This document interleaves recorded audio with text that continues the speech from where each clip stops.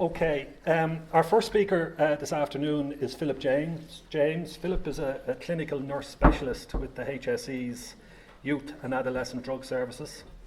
He's a qualified cognitive behavioural therapist, and in addition to his clinical work has been involved in a number of research projects and publications.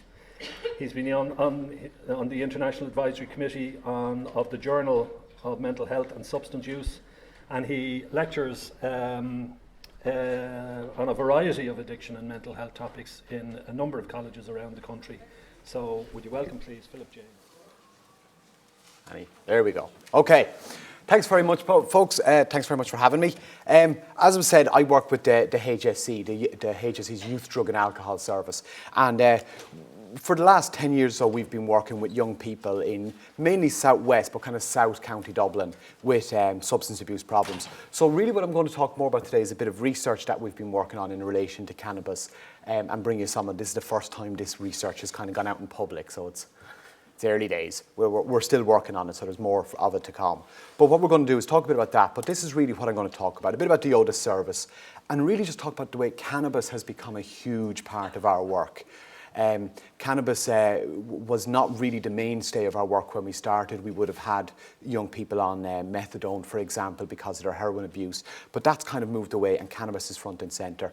I'm going to talk a little bit about just some of the things that we're seeing as a result of cannabis from the staff point of view, and then I'm going to move fairly quickly into talking about this piece of research that we have. Okay, so the YoDA service, basically, as I said, it started, we're just coming up to our 10th anniversary. We started at the very end of 2005, beginning of 2006. And basically it was set up as a service really specifically for young people who have drug or alcohol problems. It's based in Tala in the Glen Abbey building, but we would sometimes meet people out in schools in various different locations and all that sort of stuff. The HSE has this model, so in this model of 4 tiers, we're what's called a tier 3 service. The idea of a tier 3 is that tier 3 is supposed to have skills in substance abuse and mental health, whereas a tier 2 would have one or the other. So I'm a psychiatric nurse, we have a consultant psychiatrist and all that sort of stuff who's kind of running the team. It's worth mentioning, it's not part of the mental health services officially, it's part of the substance abuse services, and that creates some problems when you see in a minute, because I'll show you some of the mental health problems we kind of see. But that's the 4 staff. Me, the clinical nurse specialist, you have a family therapist, a counsellor and a psychiatric registrar, and as I said, we have a consultant who's with us overseeing the kind of service part-time. So this is just to give you an idea of the trends just even in recent years. As you can see on the left, this is 2012, 13 and 14. Cannabis is just moving up. It was always pretty high, but it's moving up. Now the reason that, I know some of you might be going, that doesn't add up to 100. This is the problem, the drugs that we're seeing as a problem. Lots of young people have problems with cannabis and cocaine, so they're kind of counted as double. But what you can see is cannabis problems starting to creep up over the last couple of years, and most of the others, at the very worst, kind of staying around the same or even starting to decrease with alcohol, which is a really interesting thing with alcohol, that 80% of teenagers drink. And if you talk to anyone who works in A&E, there's a huge amount of them turning up in A&E departments drunk. There's drunk and disorderly kind of charges. And probably somewhere around 18 or 19% of young people smoke cannabis. But for some reason, you don't get referred to a substance abuse service if you arrive home drunk on a Saturday night. But if you arrive home and your mum discovers you've got cannabis on a Saturday night, there's a reasonably good chance you might get referred to a service, which is kind of an interesting phenomenon. We should have alcohol way outstripping all the others, but we don't. This is just the psychiatric disorders from a study we did a couple of years ago. But we just looked at the psychiatric disorders or diagnosis that young people had coming to us. And what you see basically is that the blue is the guys, the pink is the girls. Not very original, I know. But what you see is any diagnosis on the left, basically about 40% or thereabouts of boys have a psychiatric disorder, but it's about 73% of the girls. And as you can see, bar ADHD and conduct disorder, the girls outstrip the boys quite considerably. What's also interesting is the girls only make up about 20% of referrals to us. So what seems to be the case, and I say this a lot of times when I talk about YoDA, and I don't have a really good explanation for this, but what seems to happen is that we meet lots of fairly normal young 16, 17-year-olds, they're in school, they're fairly typical, they play soccer, they play rugby, and they're getting in trouble with cannabis a bit as well, or starting to get in cannabis. But they're not self-harming, they're not depressed, they're not a particularly disturbed kind of teenager. They're fairly normal, bar the substance use.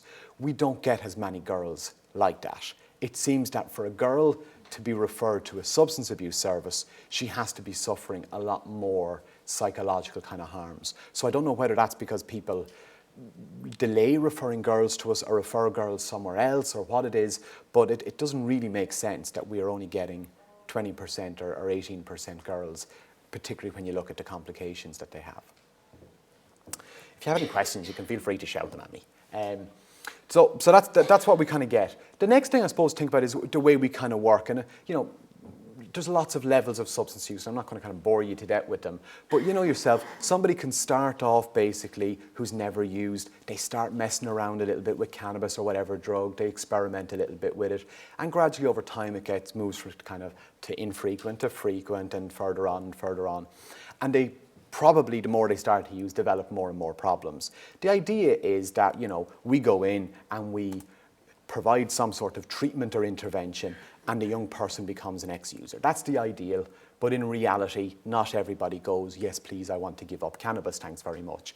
A lot of people don't want to do that. They might want to say, cut down their cannabis use and give up their cocaine, or they want to stop the cannabis but they want to keep drinking, or some various different combinations of that. So a lot of our work is around harm reduction, it's about harm minimization, it's trying to help them, in some cases, I suppose, do as well as they can in life without suffering the harms that go with their cannabis use or whatever drug it is they might be taking. So we don't want young people to drop out of school. That's something we definitely don't want to do. It's bad enough if they're smoking cannabis. We all know it's not good for the brain. But if you drop out of school, that's really not going to be good for you. So that'd be something we'd be very concerned about. So broadly speaking, we have a two-streamed kind of approach of working with young people. We do work with the young person on a one-to-one basis, and there are some of the kind of different treatments we kind of do. Counselling one-to-one, motivation interviewing and CBT and ACRO, which are kind of one-to-one type treatments. Family therapy is often done with the young person. Health screening and education as well. If need be, we can do psychiatric assessment, and we have a psychiatrist, we have doctors, so if someone is depressed, we can prescribe an antidepressant if need be. But that's not the norm. We don't do it very often. And we also try and work with the parents. In the vast majority of cases, we do get a parent involved. Funnily enough, some parents are kind of reluctant to get involved. Some parents kind of feel that, it's up to the young person to do. Some parents feel because of work pressures, they're not in a position to come very often. But we try and engage them as much as we can. And that takes a lot of work. And various different staff members work with that, but we also have the family therapist full-time, which is great to do that work, or do the bulk of that work. So moving on then to cannabis. As I said, we've seen cannabis rise and rise and rise, and it seems that people are getting less concerned about it at times, and then all of a sudden in the last couple of months there seems to be a whole lot of talk about cannabis, and I don't know whether the decriminalisation kind of debate has put it back on the agenda or what, but it seemed to have been calmed down.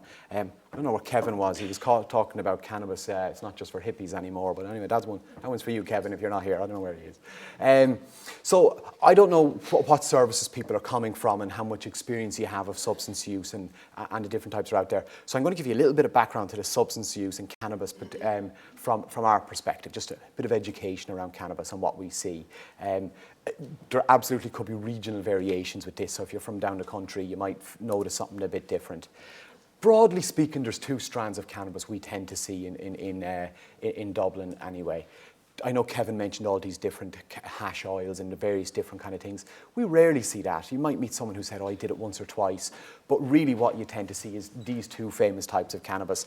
For those who don't know, I won't put anyone on the spot like a pop quiz and see if you know it, but on the left, that's a cannabis weed or the kind of herbal cannabis, which is the most common one that certainly the young people we meet are taking. And on the right, this is what's referred to usually as hash by people in Ireland, or cannabis resin, which is, if you go, I know what cannabis is, that means you're old. okay, if you know what hash is, because the young people viewed it, that's what ancient kind of people do, and that's what the hippies did and all that sort of stuff. And so these are the two drugs that you tend to see, and the kind of difference between them is that hash is quite cheap, off the top of my head, because we don't even see people who use it very often. Off the top of my head, I think it's about 25 euros for 3 grams or something like that. It's pretty cheap. Weed, on the other hand, is roughly about 25 euros a gram. Now, I know what you're all thinking, what the hell is a gram? I sometimes do this when I'm doing a presentation. You know your little jar of mixed herbs? That's 12 grams usually, or thereabouts. So a twelfth of that is about 25 quid, and a 25 euro a gram of it, probably, depending on how strong you make them, probably makes around 3 joints. There's a bit of a variation in that, but that's it. And obviously, like everything, and young people learn this very quickly, if you buy in bulk, you get better deals. Okay, as Kevin touched on this morning, hash and what we used to see when we talked about cannabis, you know, going back years, it was definitely a lot weaker. There was a lot less THC in it, but also it seems that sometimes maybe the CBD has been brought down as well. So hash is seen as relatively weak, whereas weed is quite strong.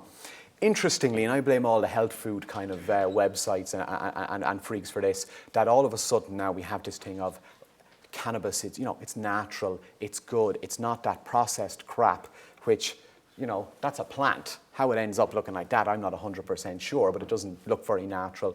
Whereas the herb looks kind of natural, and so young people kind of think that's natural, that's good for you, because we associate everything that's natural as being good for us.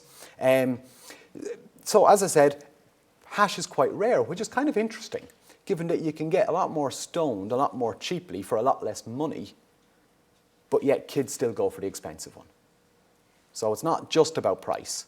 And what's interesting is that a lot of people, when you talk to them about cannabis, it's like talking to someone who, do you know that friend at a party who likes to bore you to death about the wine? We get cannabis smokers like that who go on about the difference between indica and sativa, and if you got Moroccan black and you got all this sort of different stuff, and all that Irish stuff is crap, and it's really like somebody boring you to death talking about Merlot. It's the very same kind of idea, this connoisseurship of cannabis. And I'm not 100%, I always get this image, if any of you ever watched The Simpsons, there's a one where they do a tour of the Duff beer factory, and there's a pipe coming down, and it basically forks into 3, and you've got Duff Light, Duff Regular, and Duff Strong. And the same beer is just basically being sived off into 3. I think it's a bit like that. I think they don't really know I'm not convinced they would know the difference if they were put to a test. But I think the same about a lot of wine people as well. In terms of how it's smoked, there is lots of different ways you can take cannabis, and, you can smoke it and do all different things. And, if you want to Google how to make a bong, knock yourself out. Google is full of instructions for you. But the most common way that people tend to smoke it is in a rolled up cigarette with a mixture of tobacco. So they roll a normal cigarette like anyone else, or a 2-skinner if you're hip. And they sprinkle in the tobacco and the herb plant together. Now, the bit that's worth doing about this is, they kind of say, oh, cannabis doesn't kill you and all that sort of stuff. Cannabis is harmless and all that. Very few young people, you buy a cigarette and you get the filter at the end. And if you're any of you a smoker, you know yourself that the brown gunk and all that sort of stuff that's in that filter, it takes out a lot of crap that would otherwise get sucked down into your lungs. Not many cannabis smokers use a filter. They use what's called a roach. They put a little bit of cardboard basically to keep it open, and it's like smoking, the old-fashioned, was it John Player Navy's cut or something. All the crap goes into their lungs from the tobacco and from the cannabis itself. So it's probably more harmful because they're actually not even filtering out some of the crap from the tobacco. I've read different estimates, and they reckon that smoking one cannabis joint is probably the equivalent from a tobacco point of view of 7 or 8 cigarettes. There's different kind of estimations go around about it. So why do young people use cannabis? I'm not really sure. Lots of things seem to affect it. And I know lots of times when you talk to people about it, they say, well, people use drugs because, they're upset and it's learning how to deal with it, with their emotions and all that sort of stuff. Most people use cannabis, from my experience, and you'll see it when we talk about the research, because they want to try it. They're just curious. And if you don't have access to it, no matter how curious you are, you can't use it. So what you kind of need is you need access, and you want someone who's willing and maybe curious to give it a try. And obviously, the perception of harm that's out there for a drug, the more likely the more harmful it is, the less likely you are to use. The less harmful you believe it is, the more likely you are to say, well, I'll give that a shot. So one of the things we've noticed, for example, this is just figures from the SPAD study, this study on 16-year-olds in school, and this is Irish figures. What you see basically is that dark line at the top is asking them the percentage of kids who think that cannabis is easy or very easy for them to access. And the one below that kind of follows it almost to a T is, have you ever used cannabis? And as you can see, the more people that say cannabis is easy or very easy to get, the more people seem to be smoking it. So you're just back to that availability. Everything comes down to money, so I am going to mention money to you about cannabis because it comes up a lot in our work and for lots of people who work with young people with cannabis. Cannabis, it's either sold in 1 gram bag, so your 25 euros, or a 50 bag, 2 grams. And obviously if you're buying a 50 bag, you might get a bit extra thrown in. It might be 2.5 grams or something. So it's not unusual for us to meet a teen who's smoking either the 1 or 2 gram bag a day. So that's 25 euros a day or 50 euros a day, 7 days a week. So it's not like, I suppose, a young person using alcohol where it's seen as a party drug. It's something you do on a Saturday night. I don't, off the top of my head, I can't remember a single person who's ever come to our service who was drinking alcohol every day. It just doesn't seem to happen. But we meet a huge amount of young people who are smoking cannabis every day. They smoke on the way to school, they kind of smoke during school, they smoke on the way home from school, and then they go out in the evening, they sit on the green, and guess what? They smoke the grass again. And just to put that in perspective, I was speaking to some of the staff in our service who work in the adult clinics, and a lot of people coming in to go on methadone for heroin addiction or for their heroin treatment of heroin problems are often using, say, around 2 20-euro bags of heroin a day. So you're talking about, we sometimes get young people coming up for their cannabis who are spending more on their cannabis than people going to the adult floor to go on methadone for their heroin use, which is pretty staggering, really, when you think about it. And naturally, as you can imagine, as a 16-year-old, you aren't getting 350 euros a week in pocket money. So you're going to have to come up with a way to pay for this. And this is where the little critters get really ingenious about it. So they kind of realize that they need 200 or 300 euros, okay, to pay for their cannabis a week. So they realize something, that they go out and instead of buying it in grams or the 2 grams, remember I said earlier on, buy in bulk? They figure that out. And you'll see some of the kids talking about it in a minute when we get into the study. So they go out and they decide, well, I know the guy in my road or my cousin is the guy that I get the cannabis from. And because my mates don't know who to get cannabis from, they're always giving me 50 quid or something like that to get them a bag. And because I'm going to him and getting, say, 200 quid worth for myself and my friends, he gives me a really good deal. So then they start going, God, if I could sell a few more bags like that, I'd have a bit more. And so they start moving into the, I suppose, the kind of dealing, which they don't view it as dealing because it's them selling to mates.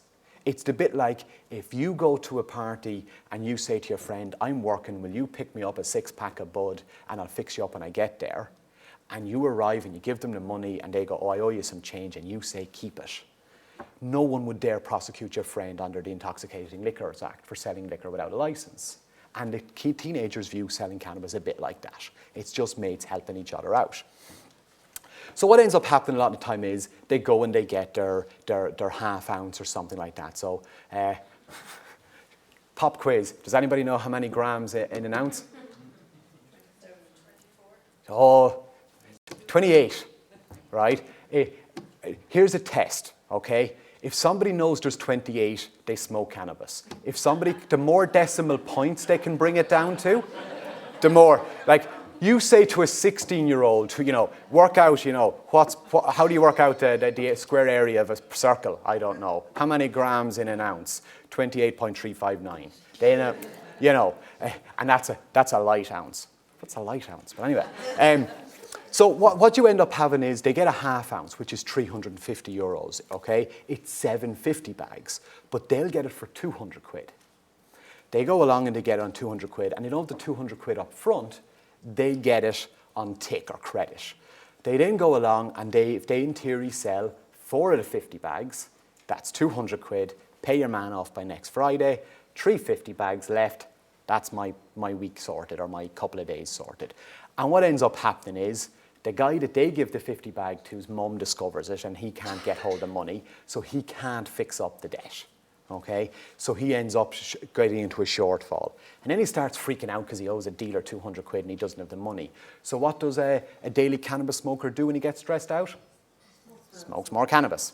And he gets into a bit of a vicious cycle. And we've had, and anybody working with young people with cannabis problems, I'm sure aware of this, the amount of debts coming up. So you've young people, who are owing out hundreds of euros is not uncommon. We've had a couple of families, I can think of 2 off the top of my head, one of whom is included in the study, where they've paid out around 10,000. I know one has paid well over 10,000, where very serious dealers arrived at the house basically and threatened the family.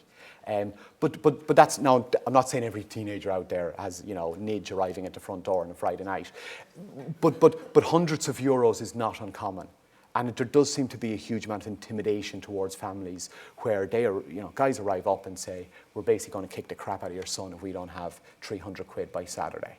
So it's a huge amount of pressure, and that's often the first time the parent realises, crap, Tommy's using drugs.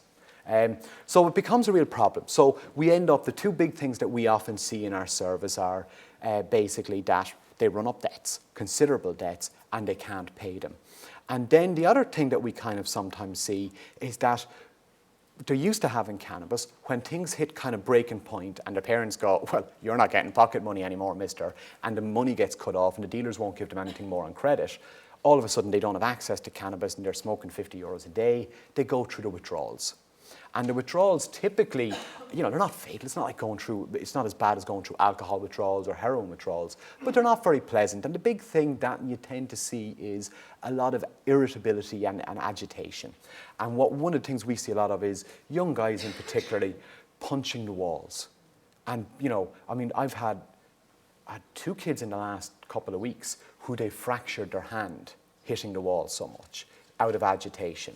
So you get a huge amount of kind of intimidation of parents, but you also get a huge amount of agitation and harming themselves, which is why NVR, for example, is used to try and help parents find a way of I suppose, dealing with this kind of behaviour and aggression in a way that doesn't escalate the situation and lead to more violence. And I know we're going to have a talk on NVR in a few minutes. So I'm going to talk a little bit about, I suppose, the young person's perspective. This is moving into the study, which is what I'm supposed to be talking about in the first place anyway.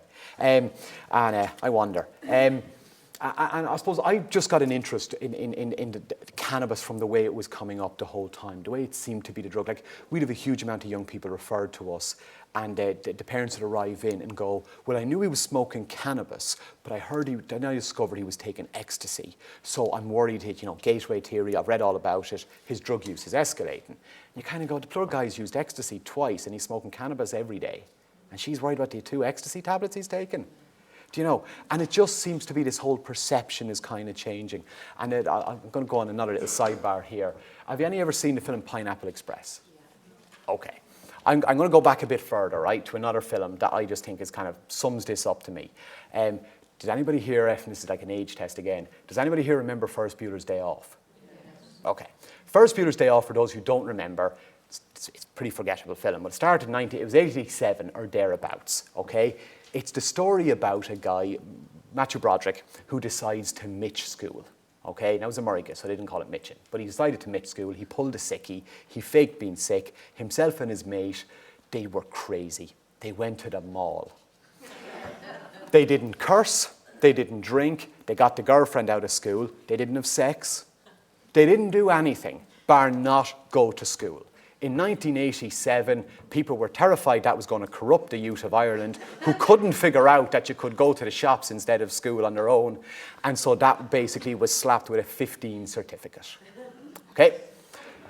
Jump forward 20 odd years, 2007 or so, and Pineapple Express came out.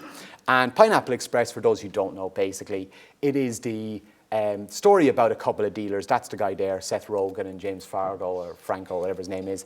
And their Pineapple Express is cannabis. It's a type of cannabis, and they're kind of like the good drug dealers who are, in it for the love of the grass rather than the money. and they're trying to kind of, I suppose, protect this Pineapple Express and not let the dodgy dealers get their hands on it and stuff like that. So it's a bit of a kind of a crime caper kind of thing. But the heroes are cannabis dealers. And this was also deemed to be 15. So it's just, it's interesting the way we've gone from you can't even allow Mitchin to be seen by guys at 15 years of age hardly, to we can have drug dealers. And I don't know if you've ever played the game Grand Theft Auto. The whole purpose of the game is you're a drug dealer. So it is. That the score is your money. Okay, so basically you've got to build up your criminal empire. So it's not just drug dealing. You can get into prostitution. You can get into lots of other things. You can build an empire basically, and it's over 18s, but lots of kids are playing this, and you know it's kind of weird because there's this kind of they're sitting there smoking a joint, playing a game where they're a drug dealer. And then they have to pause the game because they have to go out and meet a guy and sell him a bag of weed. It's quite kind of weird, really. So anyway, it just got me kind of interested in this kind of topic. And a lot of time when I do presentations and we mention cannabis and I kind of say things like kids are smoking 300 or 400 euros worth of cannabis a week, people look at me like going, I smoked cannabis back in the 90s and that just wouldn't happen, you're talking crap. So I decided to get it from the kind of client's own mouth, basically. So I decided to do an interview where I suppose we met with young people and all that sort of stuff. Like when we would talk to young people, they'd be saying things to us like, oh, well, it should be legalized. It's legalized in America. It's going to be legal here in a few weeks. I'm sure the minister's talking about decriminalization and everything, that it's safe, it's not addictive, and it's a soft drug. And so we want to understand what they were saying. So basically what we did was we decided to do a study where we recruited young people whose main substance was cannabis. We didn't say that they can't have used any other drug, but the main substance of use that they were being treated for is the cannabis use. And it was two services. It was young people from our service and another service in Crumlin called Keele, and we got them basically. So they're all from the southwest kind of section of Dublin. We got 8 of them, and I'll show you some details on them in a second. I met with them. None of them were my clients. I didn't cherry pick these, so I didn't go, give me the biggest, baddest, Charlotte is here, she can vouch for this. I didn't go, give me the biggest, baddest kind of most cannabis addicted kids you can get. I just said, give me people who are willing to talk about cannabis, and these are the people who the staff recruited from their caseloads. So I had no hand in recruiting. There's 3 people, I suppose, involved in this. There was me who was kind of doing the interviews and started analysing the data. Catherine, who opened the conference this morning, is working with me on it. And Bobby Smith, who buggered off to Australia on us, is also involved in it. But thank God for emails. We'll keep him roped in. So this is just to give you a bit of background on the young people. This is my mistake, okay? The names are pseudonyms. As I did the interviews, I assigned them respondent A, and I gave them a name. Rather than going respondent A, I said, I'll call him Andrew, who was a guy. So I gave them a name that was gender specific, so you'd know their age. I didn't hide a Grace or a Gary or a Gareth or something. I'm just really bad at the alphabet. As I was putting this together, I realized I skipped that. So just to run down, right? There's 8 of them, okay? 3 girls and 5 guys, okay? The first juice, as you can see, the ages, one was 18, most were 17, and there was a 16 and 15-year-old. First juice basically was typically around kind of 14, 13, that there was one who said he started at 11 or 12, couldn't remember exactly. And so, the average age then is 16 or so. Typical age starting really seems to be around first year. And that then basically is their heaviest use. So that wasn't like their daily heaviest. This was when they were going through the most problems with cannabis, how much were they using each day? And what you see basically is all bar one, the second last guy, Harry, he basically said he was only ever smoking 50 euros a week. He used to smoke at weekends. And all the rest of them were smoking daily. The lowest amount we had was basically 25 euros daily, 175 quid a week, but lots of them said 50, and some of them said 50 to 100, and they even said things like, well, some weeks it could be more than 100, some days it could be more, depending on how money was going and all that sort of stuff. So in summary, what we basically have is we've got 5 boys, 3 girls, mean age of 16.75, started using cannabis between 11 and 15, but typically more around 13. So that's first year. I suppose that's the thing to bear in mind. And as I said, most of them use daily. So spend was anywhere from 50 a week, but the typical one was more like 200 up. okay? 4 of them admitted dealing, and I'll talk about that in it. So this is where we've got so far with our study, okay? We've analysed it up, and we've kind of broken it into these 3 broad categories. The cannabis and others, the relationship between themselves and their family and kind of the different people in society, their friends. We've also looked at school, and we've broken it into their kind of cannabis and me, their own relationship with cannabis and their views of the drug itself. What I'm going to do today is I'm going to focus on that bottom one, cannabis and me, and I'm going to talk really just about the drug. I'm not going to talk too much about the friends and family, but you can't not. It comes into it a little bit, but I'm not going to focus on them. So it's those 3 bottom ones, the drug, funding cannabis, and treatment, are the real big topics that I'm going to talk about. School kind of spanned those 2 things, because school involved relationships, because a lot of the people that they smoked with were in school. Obviously the relationship with teachers in school was affected, but also they used to use cannabis in school, some of them. They used to do lots of different stuff. If anybody wants copies of this, you can get the copies from me, so don't worry too much about trying to take it down.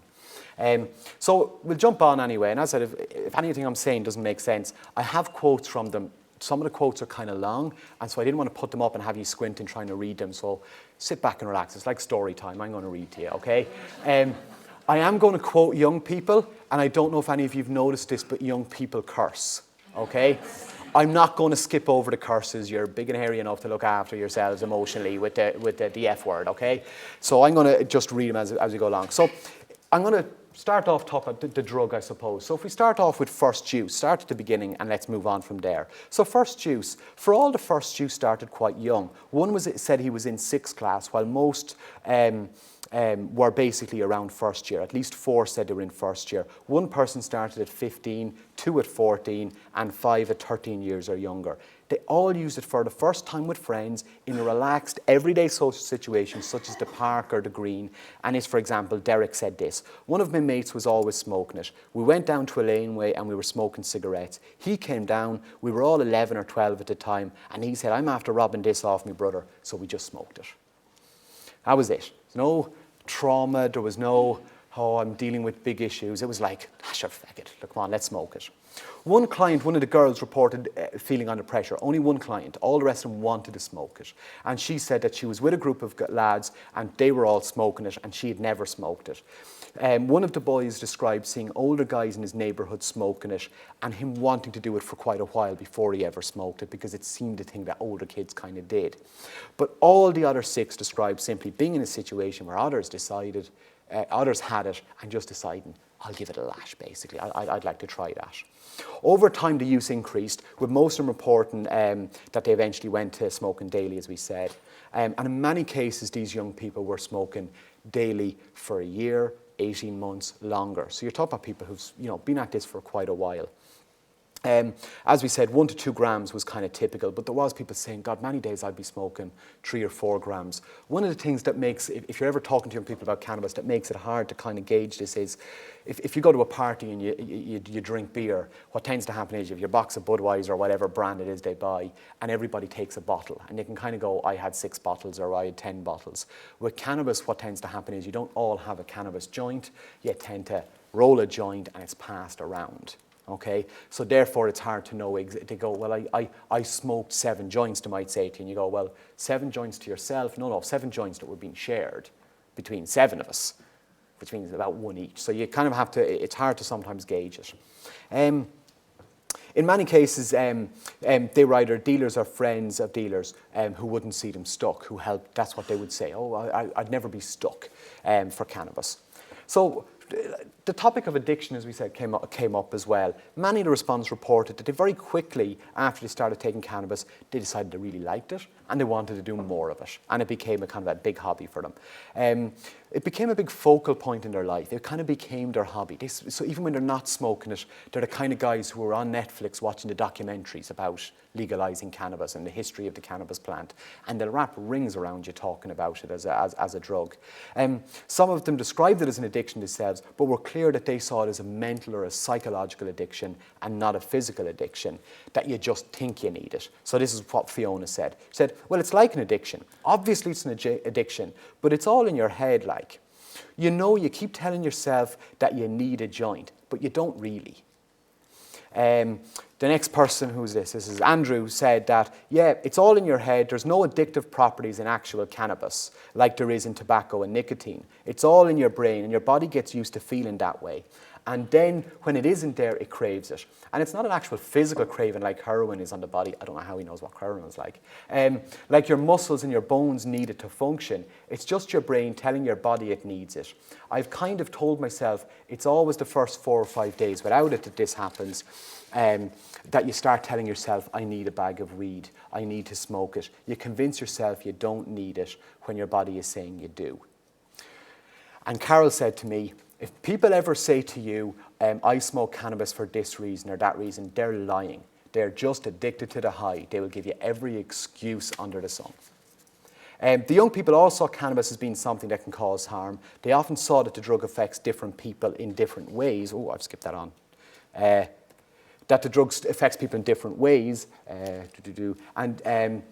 and therefore not everybody likes it. So some people smoke it and get into it, other people smoke it and go, that's not really for me, and some people smoke it and kind of just use it at weekends and don't seem to get that really into it. And this leads to changes in friendships and stuff like that as well, and it also leads to changes in lifestyle. They start to basically associate more with like-minded people.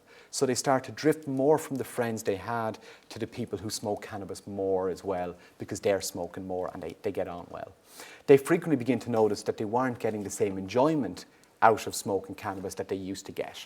That when they first smoke it, they get a kind of a giggly high and it's kind of fun. And before long, they're smoking more, but they're just kind of going through the motions of smoking it. They don't get that stoned, giggly high. Andrew said, when I first started to notice there was a problem, I was smoking so much I wasn't feeling stoned anymore. And when I wasn't stoned, I didn't feel right. And when I smoked a joint, I wouldn't feel stoned. I would just feel normal. And that kind of really was like messing me up. I started to feel like I was, and he kind of drifted off, and then he kind of came back and said, I suppose like I was kind of addicted to it. Cravings and withdrawals were a common feature, yet many of them were reluctant to use the word addiction. They didn't see any physical withdrawals or describe any, they denied that there was any physical problems with it. Despite when they were chatting, they would often say that they had sleep problems, appetite disturbance, agitation, constant cravings when they didn't have it, but they had no physical withdrawal, which is nice. About half of them mentioned that cannabis was a gateway drug, and that if they hadn't started using cannabis, they wouldn't have tried the other drugs that they had tried. And in some cases where they hadn't tried other drugs, they reported seeing this gateway effect with other friends, that they bought into the idea that it does seem to be a bit of a gateway. One of them said, I wouldn't have went anywhere near any of that if I had, he was talking about tablets, if I hadn't have started with cannabis. I thought weed is nice, and then you're saying, this is the language bit, fuck, sure, I'll give that a try. Why not? In other cases, they described that the gateway worry was one of the reasons why their parents were worried, and parents repeatedly said that they were concerned that they would move on to harder drugs, as I said earlier on. So they also noticed positive effects. So I asked them, well, what did you like about it? What was so good about it?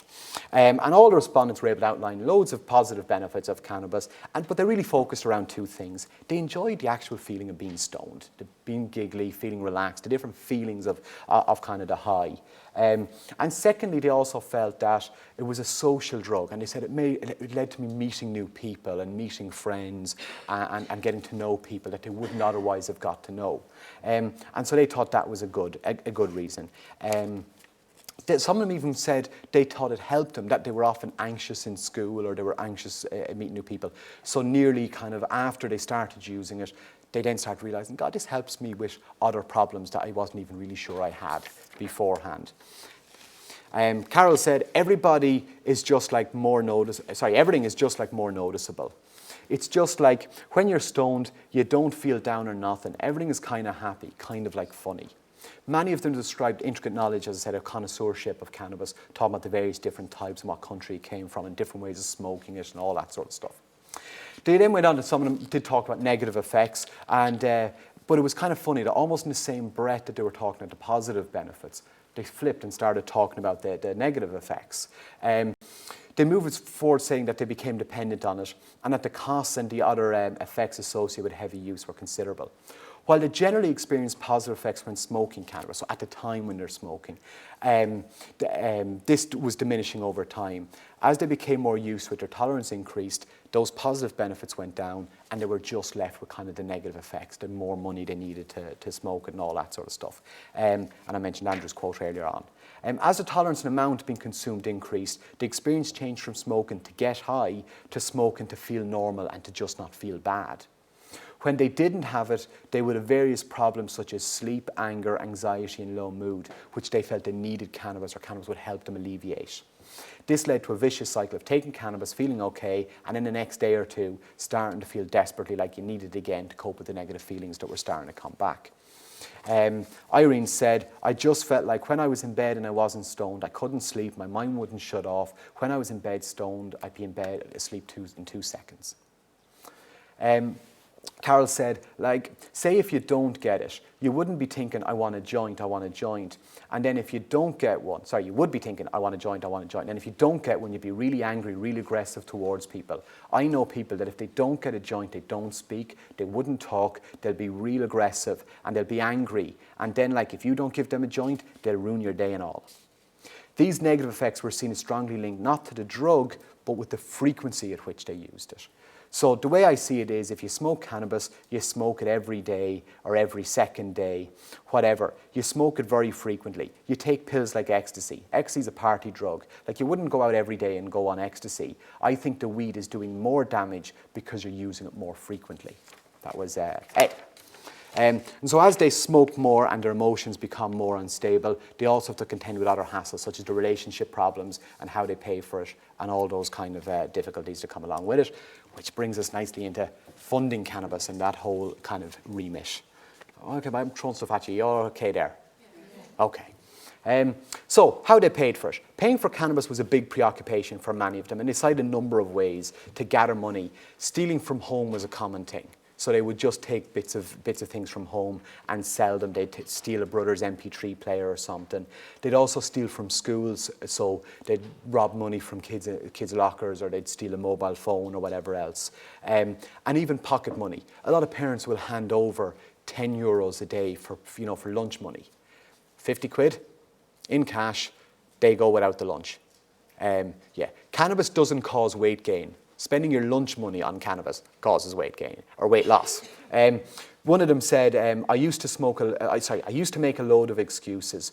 We were going to the cinema or school trips or need school books, but all them excuses ran dry. Like, I had phone calls from guys wanting to come to the house and end up stealing money from me ma first. It was €50. She didn't notice, so I done it a few more times. She didn't really notice, and it kind of went on from there.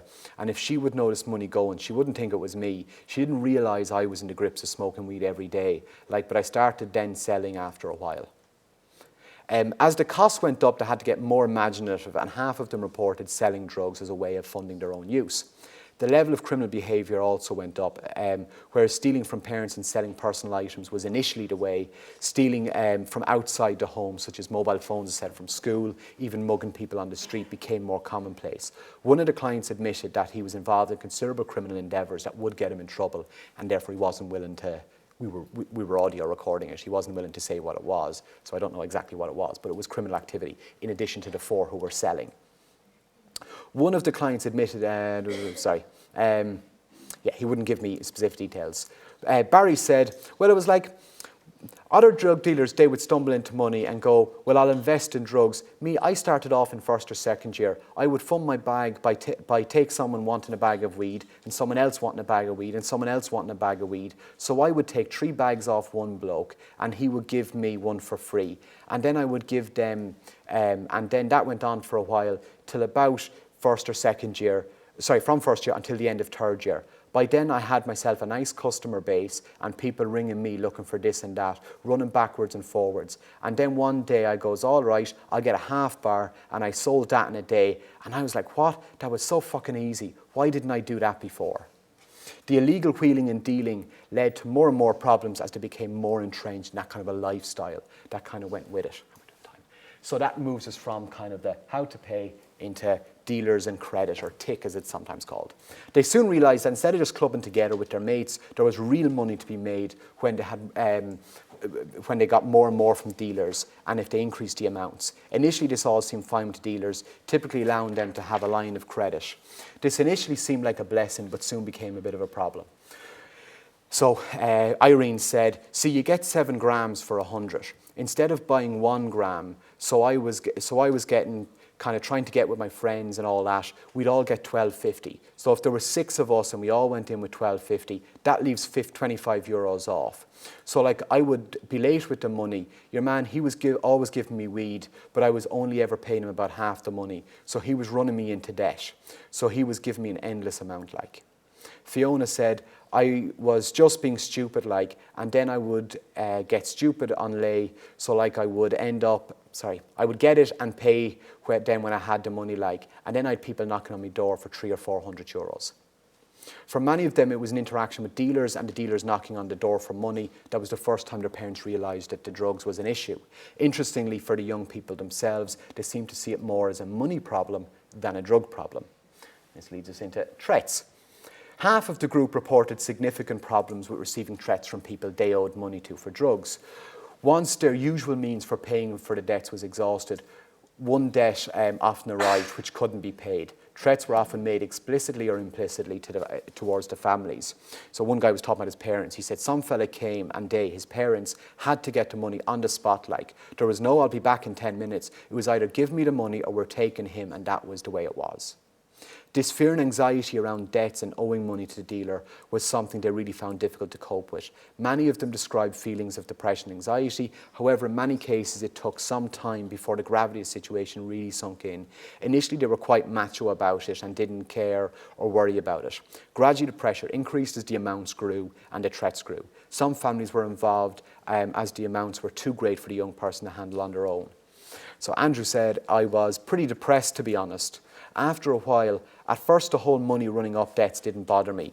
I had a whole fuck the world attitude. I didn't care about anything or anybody. I was just being a pure asshole, and eventually it got to the stage where I was starting to get worried about it because the threats were like, we're coming to your house. Do you want your little brother involved in it? He was 12 or 13 at the time, and he'd be out around the town, and I was worried that he would get caught up in the mess. I had a good few hidings along the way, people kicking the absolute bollocks out of me, people putting me into cars because I owed money. I usually just blabbed my way through it. I got myself out of lots of sticky situations just by talking absolute shite to them. Very eloquently put. Selling, moving on to kind of their own selling, it's worth remembering that many of them had both been the buyer and the seller of cannabis. And this is something that I was at a debate last night with the minister where they were talking about the decriminalisation thing, and they were talking about we don't want to criminalise drug users. And I suppose the bit that jumps out at me from this is they're the same. That a lot of times the people who are using cannabis fairly regularly, they are the drug dealers as well. That, you know, the guys are getting it from another guy in the school. I was getting 1 ounce per week or 2 ounces per week, and I would give it to people on tick, and then I would collect the money from them on Thursday or Friday, and that went on for a long time, said Andrew. For some of them, their selling was so profitable that it gave them money for other things as well. And when they stopped smoking cannabis or cut down, it also created a new dilemma. Do you keep selling for profit only? So Derek said, back at that time I was selling drugs at one stage, you know what I mean? So I wasn't paying for it. I was just literally, there's your bit, sell that, and then that's your profit. So I was happy because when I got my money, I just spent it on weed. So now that I had the weed, given up the weed, I got money. I could buy clothes because I didn't spend it on weed, you know what I mean? It also meant that at times there were the ones threatening or hurting others due to being owed money for drugs. So Andrew said, having to go and collect money and doing all that kind of stuff and people giving you excuses for not having it. I got used to that. I'd know, yeah, you're bullshitting me. You used to say that to people, and I would have other guys on my back wanting money off me as well. It was just a pain in the arse, and I was only doing it to smoke weed. And after a while, I felt like I was so far in that there was no way out. I may as well just keep going, getting bags on tick, because it would be the last time I'd get any weed around this area anyway. So I'll just keep going as long as I could. Another guy went on, Derek said, I'm lying sometimes really when I was a dealer and a friend owed me money. It didn't matter whether he was a friend or not. The way it was explained before when I was a dealer, it was cash only. But then your mates want something. I hate giving them lay because you give them something on lay and then they don't pay and you fall out with them because of the money, but money's money. When I was giving my mate lay and he didn't pay, what could I do? I had to do something, you know what I mean? So I ended up breaking his jaw and I told him, you keep your 50 euros, and no one ever took lay off me again. This lifestyle, being the dealer, was quite desirable a lot of the time to them. At the time, this is Barry said this, at the time I loved the power and respect, and people wouldn't fuck with you because they knew who you were working with and they knew that they would get what was coming to them. No one said anything. You could give a stranger a bag on layaway and not have to worry about the money. So that's the funding side of it. It's pretty heavy stuff, isn't it?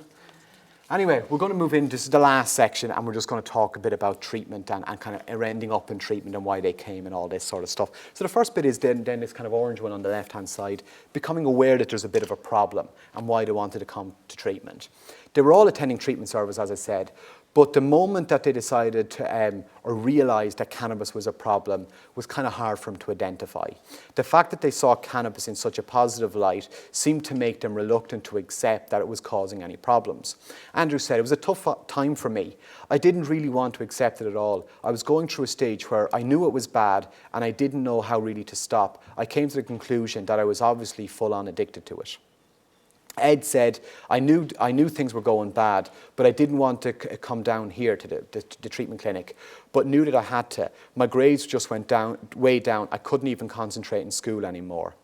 So another part of them knew that things were not going very well. And this led to this kind of dilemma whereby they were using, and this is the one at the top, they were still using despite the fact they were very aware that it was causing them fairly significant problems. And they were caught between a kind of a love of the drug and a, oh crap, it's causing me all sorts of problems. So they were still going.